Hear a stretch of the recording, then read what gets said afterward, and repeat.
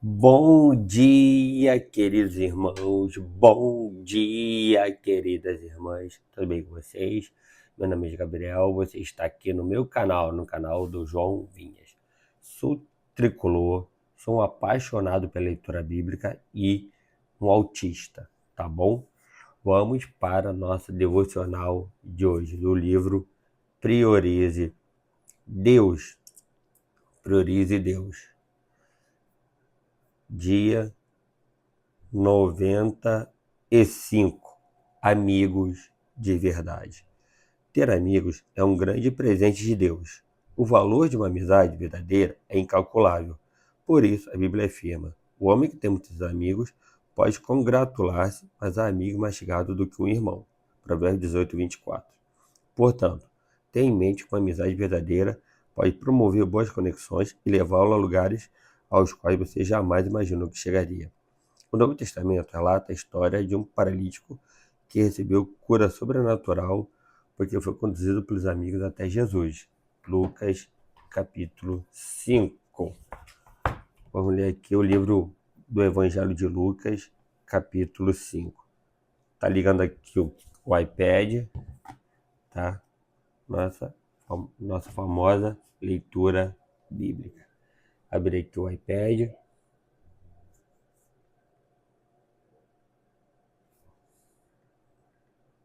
Tá ligando, beleza? Evangelho de Lucas, capítulo 5. Lucas, capítulo 5. Deixa eu ver aqui, cadê? E aconteceu que, num daqueles dias, Jesus estava ensinando e achavam-se ali assentados fariseus e mestres da lei, vindo de todas as aldeias da Galiléia, da Judéia e de Jerusalém.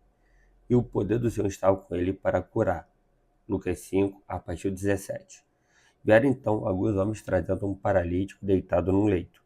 Eles procuravam levá-lo para dentro e colocá-lo diante de Jesus. E, não encontrando uma fonte de fazer isso por causa da multidão, subiram ao telhado e, por entre as telhas, desceram o paralítico no seu leito, deixando-o no meio das pessoas, diante de Jesus. Vendo-lhes a fé, Jesus disse ao paralítico: Homem, os seus pecados estão perdoados. E os escribas e fariseus começaram a pensar: Quem é este que diz blasfêmias? Quem pode perdoar pecados a não ser um, que é Deus? Jesus, porém, conhecendo os pensamentos deles, disse-lhes: O que vocês estão pensando em seu coração? O que é mais fácil? Dizer: Os seus pecados estão perdoados, ou dizer: Levante-se e ande. Mas isto para que vocês saibam que o Filho do Homem tem autoridade sobre a terra para perdoar pecados. E disse o paralítico: Diga a você: Levante-se, pegue o seu leito e vá para casa. E imediatamente ele se levantou diante de todos e, pegando o leito em que até então estava deitado, voltou para casa glorificando a Deus. Todos ficaram muito admirados, davam glória a Deus e, cheios de temor, diziam: Hoje vemos coisas extraordinárias. Lucas 5, 17 a 26. O Antigo Testamento também mostra uma mulher que estava em dificuldade, foi até o profeta, mas veja que interessante, ela só tinha um pouquinho de azeite na botija. Então o profeta mandou que ela pedisse vasilha emprestar a seus vizinhos, e assim o azeite se multiplicou. Segundo Reis 4. Vamos ver aqui. Reis 4. Segunda Reis, capítulo 4, a partir do verso 1. Certa mulher, viúva de um dos discípulos dos profetas, clamou a Eliseu, dizendo: Meu marido, seu servo, está morto, e o senhor sabe que esse seu servo temia o Senhor Deus. Mas veio o credor para levar os meus 2 filhos como escravos. Eliseu perguntou à mulher: O que posso fazer por você? Diga-me o que é que você tem em casa. Ela respondeu: Esta sua serva não tem nada em casa, a não ser um jarro de azeite.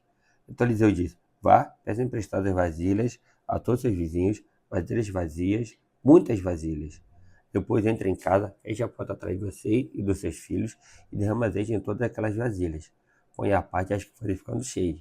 A mulher foi embora dali e fechou a porta atrás de si e dos seus filhos. Estes lhe passavam as vasilhas e ela as enchia. Quando todas estavam cheias, ela disse a um dos filhos: Traga-me mais uma vasilha. Mas ele respondeu: Não há mais vasilha nenhuma. E o azeite parou. Então ela foi e contou ao homem de Deus. Ele disse: Vá, venda o azeite e pague sua dívida. E você e os seus filhos vivam do que sobrar. Imagine se ela não tivesse a quem pedir vasilhas. Não haveria milagre da multiplicação. Aprendemos com essas duas histórias que somos amigos de verdade que nos ajudam a alcançar o milagre. Amigos de verdade são aqueles que, dentro do propósito de Deus, podem destravar o nosso futuro e fazer com que tenhamos acesso às promessas divinas. Os amigos de verdade nos ajudam a alcançar o milagre. Quem são esses amigos de verdade?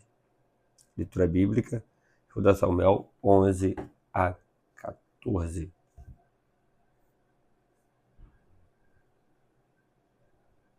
2 Samuel 11.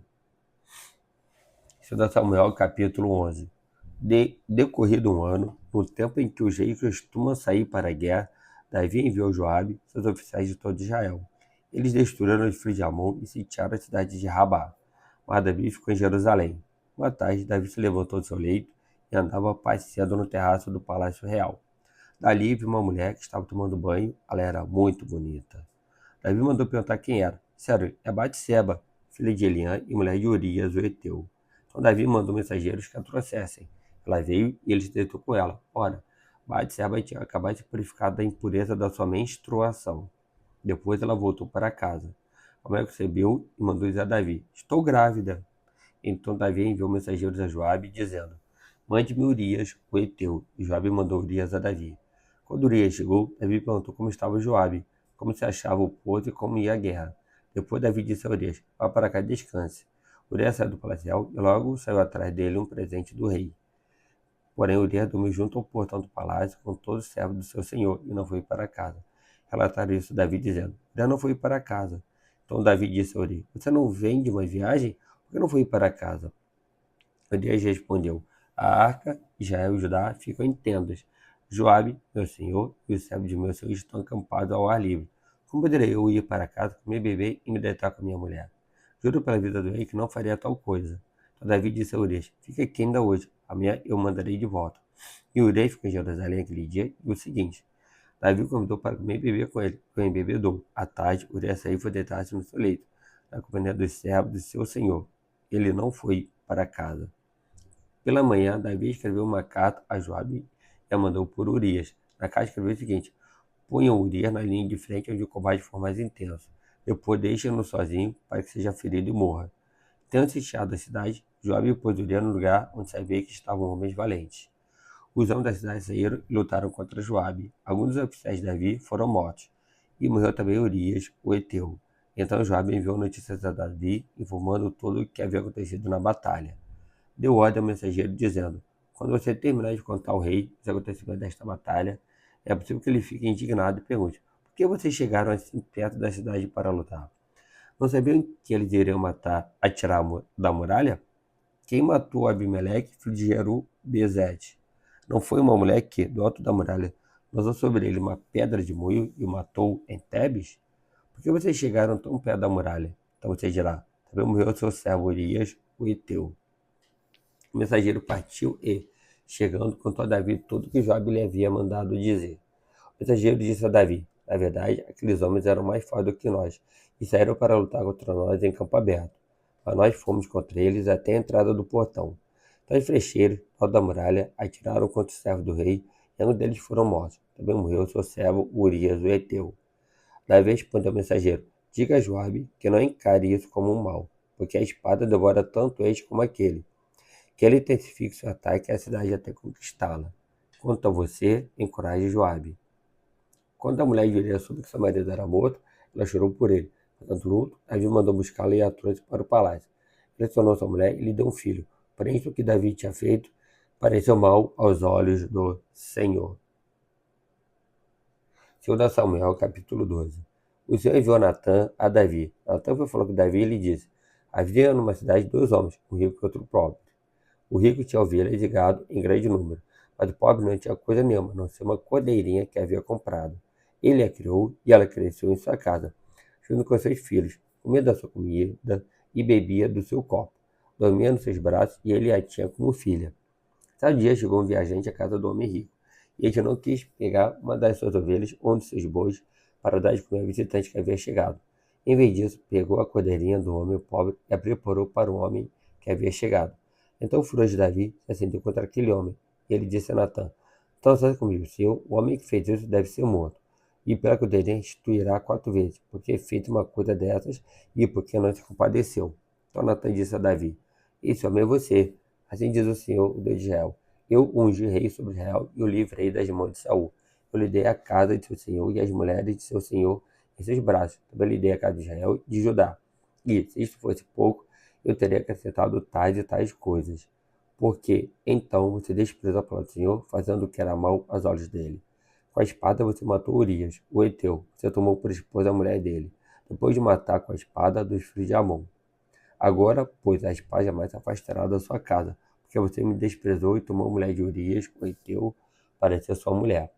Assim diz o Senhor: eis que farei com que da sua própria casa venha o mal sobre você. Tomarei as suas mulheres, à sua própria vista, e as darei a outro homem, que se deitará com elas em plena luz do dia. Porque você o fez em segredo, mas eu o farei isso diante de todo Israel e em plena luz do dia.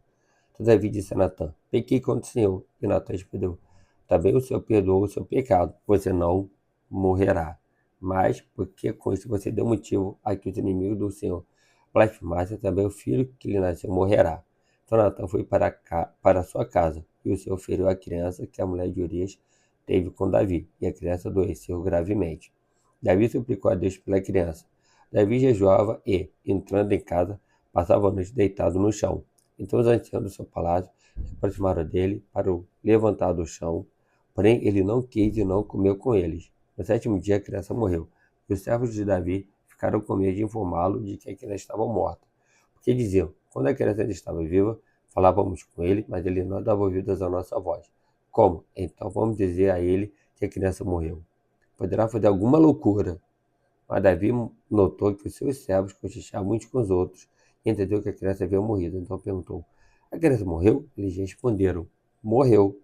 Então Davi se levantou do chão, lavou-se, ungiu-se, trocou de roupa, entrou na casa do Senhor e adorou. Depois voltou para o palácio e pediu comida. Fizeram na diante dele e ele comeu. Os seus servos lhe disseram: que é isso que o Senhor fez? Pela criança viva, o Senhor jejuou e chorou. Mas, depois que ela morreu, se levantou e se pôs a comer. Davi respondeu: enquanto a criança ainda estava viva, jejuei e chorei, porque dizia: devia o Senhor ter compadecido de mim e a criança continuará viva. Mas agora que ela morreu, por que jejuar? Poderia eu trazê-la de volta? Eu irei até ela, mas ela não voltará para mim. Então Davi gostou no Batseba, sua mulher. Teve relações com ela e ela teve um filho, a quem Davi deu o nome de Salomão. O Senhor o amou. Davi entregou na mão do profeta Natã. E este lhe chamou Gedidias por causa do Senhor. Quando isso, Joabe atacou Rabá, dos filhos de Amon, e tomou a cidade real. Então Joabe mandou mensageiros a Davi, dizendo: lutei contra Rabá e tomei a cidade das águas. Reúna agora o rei do exército e seque a cidade para tomá-la. Do contrário, se eu a tomar, ela poderia ser chamada pelo meu nome.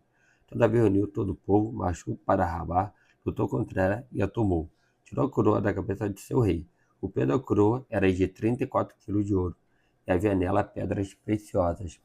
Essa coroa foi posta na cabeça de Davi, e das cidade ele levou muitos despojos. Também trouxe o povo que havia nela, e fez trabalhar com serras, picaretas, machado de ferro e em forno de tijolos. Davi fez o meio com toda a cidade dos filhos de Amon. Depois voltou com todo o exército para Jerusalém. 2 Samuel, capítulo 13. Passado algum tempo, aconteceu o seguinte: Absalão, filho de Davi, tinha uma irmã muito bonita, cujo nome era Tamar. Aminon, filho de Davi, apaixonou-se por ela. Aminon ficou angustiado por causa de Tamar, sua irmã, a ponto de adoecer, pois, sendo ela virgem, parecia impossível para ele fazer alguma coisa com ela. Mas Aminon tinha um amigo que se chamava Jonadab, filho de Simeia, irmão de Davi. Jonadab era um homem muito esperto. Ele disse a Aminon: por que você está emagrecendo tanto dia após dia, ó filho do rei? Por que não me conta o que está acontecendo? Então Aminon disse: estou apaixonado por Tamar, irmã de Absalão, meu irmão por parte de pai. Jonadab respondeu: deite-se na sua cama e finja que está doente. Quando seu pai vier visitá-lo, diga-lhe: por favor, permita que a minha irmã Tamar venha e me dê de comer. Que ela prepare a comida diante de mim para que eu coma de sua mão. E assim Aminon deitou-se e fingiu que estava doente. Quando o rei foi visitá-lo, Aminon lhe disse: por favor, permita que a minha irmã Tamar venha e prepare 2 bolos diante de mim, para que eu coma de sua mão. Então Davi mandou dizer a Tamar em seu palácio: por favor, vá à casa de seu irmão Aminon e prepare alguma comida para ele. Tamar foi à casa de Aminon, seu irmão, e ele estava deitado. Ela pegou a massa e a amassou, fez bolo diante dele e os assou. Pegou a assadeira e tirou os bolos diante dele. Mas ele não quis comer. Aminon disse: mande que todos saiam da minha presença. E todos saíram. E Aminon disse a Tamar: traga comida ao meu quarto, comerei da sua mão. Tamar pegou os bolos que havia feito e os levou a Aminon, seu irmão, no quarto. Quando ela oferecia os bolos para que ele comesse, Aminon agarrou e lhe disse: venha, deite-se comigo, minha irmã. Porém ela respondeu: não, meu irmão, não me force, porque não te faz uma coisa dessas em Israel. Não faça essa loucura, porque onde iria eu com a minha vergonha? Você seria como um dos loucos de Israel. Agora, por favor, fale com o rei. Ele não impedirá que eu case com você. Mas Aminon não quis dar ouvidos ao que Tamar dizia. Pelo contrário, sendo mais forte do que ela, forçou-a e teve relações com ela. Depois Aminon sentiu grande aversão, e maior era a aversão que sentiu por ela do que o amor com que a tinha amado. Então disse: levante e saia daqui. Mas Tamar respondeu: não, meu irmão, porque mandar-me embora seria um mal maior do que o outro que você me fez. Porém, ele não a quis ouvir. Chamou o moço que o servia e lhe disse: puxe a mulher para fora e tranque a porta. Tamar vestiu uma túnica talar de mangas compridas, porque assim se vestiam as filhas do rei que ainda eram virgens. O servo a pôs para fora e trancou a porta. Então Tamar colocou cinzas sobre a cabeça, rasgou a túnica talar de mangas compridas que vestia, pôs as mãos sobre a cabeça e saiu, andando e clamando. Absalão, seu irmão, lhe disse: foi seu irmão Aminon que esteve com você? Agora, minha irmã, fique calada, ele é seu irmão. Que o seu coração não fique angustiado por causa disso. E assim Tamar, desolada, ficou na casa de Absalão, seu irmão. Quando o rei Davi soube de tudo isso, ficou furioso. Porém, Absalão não falou com Aminon nem mal nem bem, porque odiava Aminon por este ter violentado Tamar, sua irmã. Passados 2 anos, Absalão tosqueava suas ovelhas em Baal-Azor, perto de Efraim, e convidou todos os filhos do rei para irem até lá. Absalão foi falar com o rei e disse: eis que seu servo está fazendo a tosquia das ovelhas.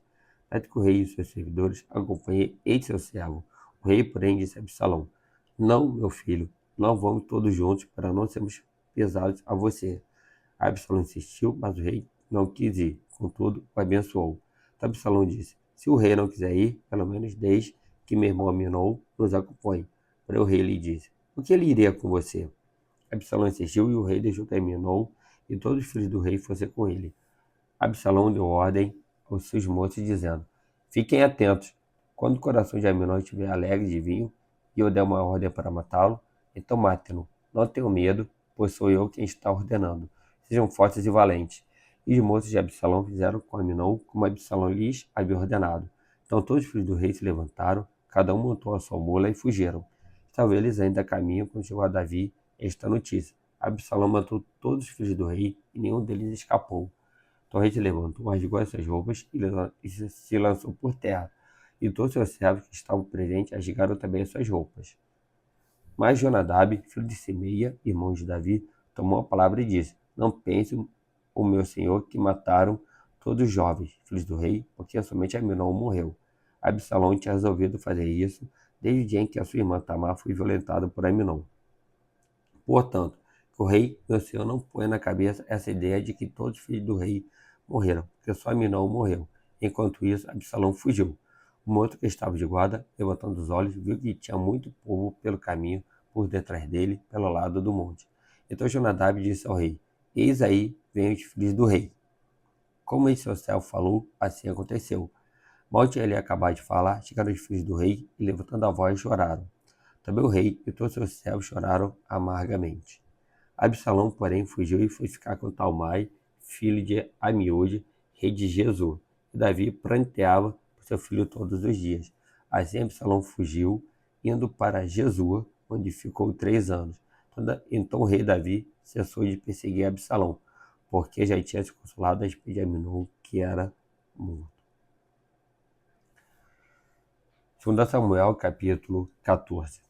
Joabe, filho de Zeruia, vendo que o coração do rei começava a inclinar-se para Absalão, mandou trazer de Tecoa uma mulher sábia e lhe disse: finja que está muito triste, viste as suas roupas de luto, não se unja com óleo e faça de conta que é uma mulher que há muito tempo está de luto por algum morto.